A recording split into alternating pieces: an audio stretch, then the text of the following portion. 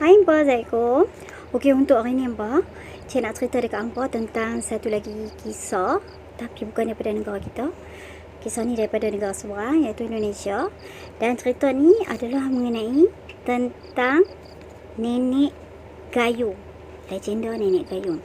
Okey, Nenek Gayung ni Ampa, dikatakan dia ni adalah sosok misteri ataupun penampakan misteri yang selalunya dia akan muncul dalam keadaan lembaga nenek-nenek, yang mana dia akan duduk kat tepi jalan ataupun dekat pinggir jalan yang gelap dan sunyi, dan dia akan cuba buatkan orang simpati dengan dia, dan orang rasa kesian tengok orang tua yang duduk kat tepi jalan seorang-seorang, mungkin nak balik ke rumah ke, dan orang akan tolong dia untuk hantar dia balik.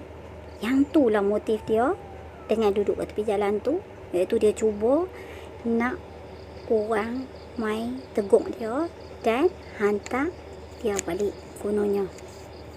Fizikal Nenek Gayung ni hampa tahu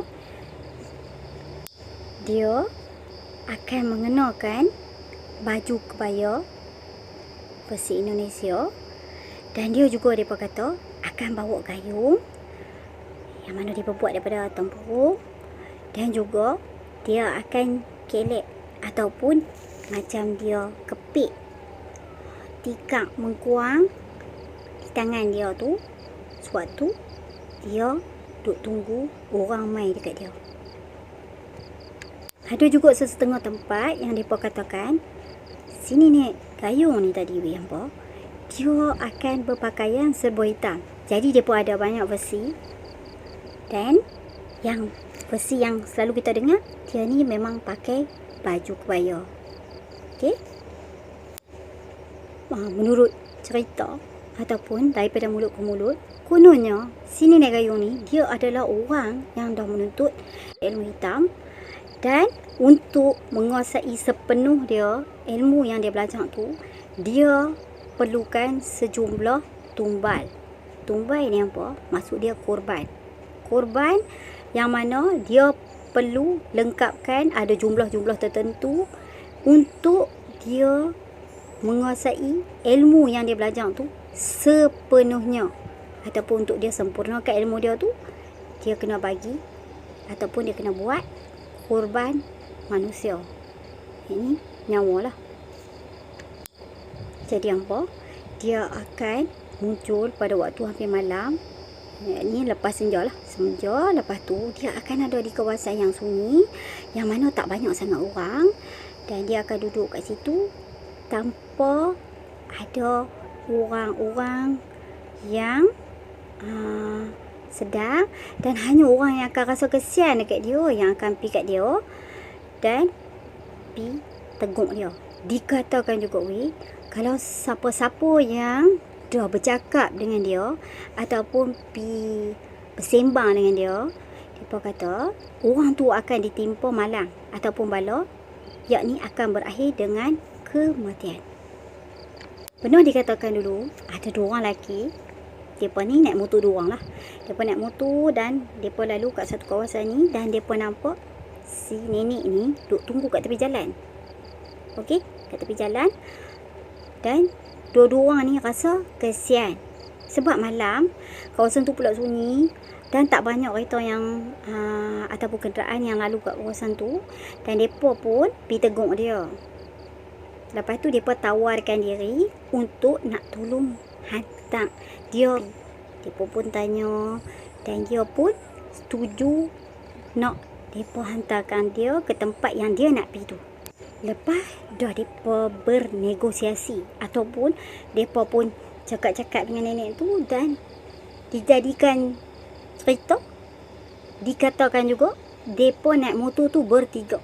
Okey apa? Mereka naik motor tu dan mereka pun teruskan perjalanan mereka ke tempat yang mana nenek tu kata dia nak pergi, ataupun destinasi yang dia kata kat mereka tu suruh hantar dia. Dan sewaktu mereka nak pergi kat sana tu, mereka ni dah accident. Motor yang mereka naik tu dah bertembung dengan sebuah kereta yang datang daripada arah bertentangan secara berdepan. Okey, mereka bertembung secara berdepan dan salah seorang daripada orang yang naik motor tu, lelaki tu, meninggal dekat situ on the spot. Yang seorang lagi ni, dia alhamdulillah tak ada apa dan dia bangun. Dia bertanya-tanya dekat orang yang dah main rumun kat situ, ada tak nampak nenek yang naik motor dengan depa? Tapi semua yang kata-kata ada dekat situ kata tak ada nenek yang naik dengan depa. Semua orang nampak depa cuma naik motor 2 orang.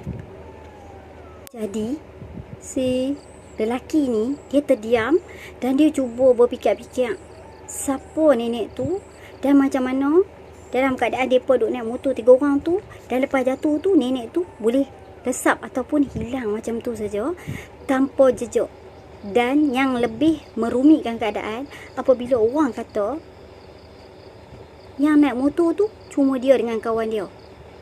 Yang nenek tu tak ada siapa pun nampak. Jadi adakah hanya dia yang nampak dengan kawan dia ataupun sebaliknya? Jadi benda tu masih menjadi misteri. Walaupun dia ulang-ulang kali tanya dekat orang yang ada kat situ, mereka berkeras kata hanya dia dengan kawan dia sahaja yang ada atas motor dan yang tu lah mereka nampak. Dan mereka tak nampak lah sosok-sosok nenek ke ataupun orang tua. Yang apa? Selepas saja keadaan dan peristiwa yang mereka bertembung tu dengan kereta dan kawan dia meninggal tu, cerita pasal nenek gayung ni lagi famous ataupun tersebar luas ke mana-mana tempat di daerah Indonesia. Okey? Dan ada juga yang kata-kata aja ni ternampak dekat tempat-tempat yang lain ataupun kawasan-kawasan dan daerah-daerah lain, buatkan penduduk ataupun masyarakat kat sana ni panik dan berjaga-jagalah. Mereka takut terserempak dengan si nenek gayung tu tadi. Jadi, dan dikatakan orang yang pernah bercakap dengan dia ataupun tegur dia, bersembang dengan dia, dia akan menghantui dan dia akan cari orang tersebut, yang mana dia berkata kononnya dia akan mai pada waktu orang yang dia dah target tu duduk tidur, penat, letih, tanpa sedar. Dan bila kawan tu sedar, dia dah pun berada atas tikar mengkuang tu dan dia akan dimandikan oleh nenek gayung tu tadi dengan beralaskan tikar tu. Dan dikatakan dia takkan sedang dah daripada tidur dia selepas dia dimandikan oleh nenek tersebut. Dan kerana itulah dia kata itulah cara dia untuk mengambil nyawa korban-korban yang dia dah pun pilih untuk tuntutan ilmu yang dia dah belajar, dan juga penuhi apa saja perjanjian dia, tak kisahlah dengan makhluk ataupun tempat yang dia menuntut ilmu tu.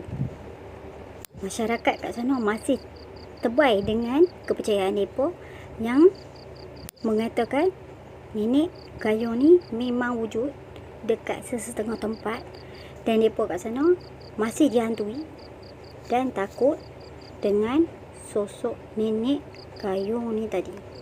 Nasib baiklah dekat negara kita tak ada lah nenek-nenek tua yang bawa gayung ataupun kepik tikar mengkuang yang dulunya kita gunakan untuk jenazah. Kalau ada pun dekat tempat kita ni adalah sosok nenek kebayan. Okey?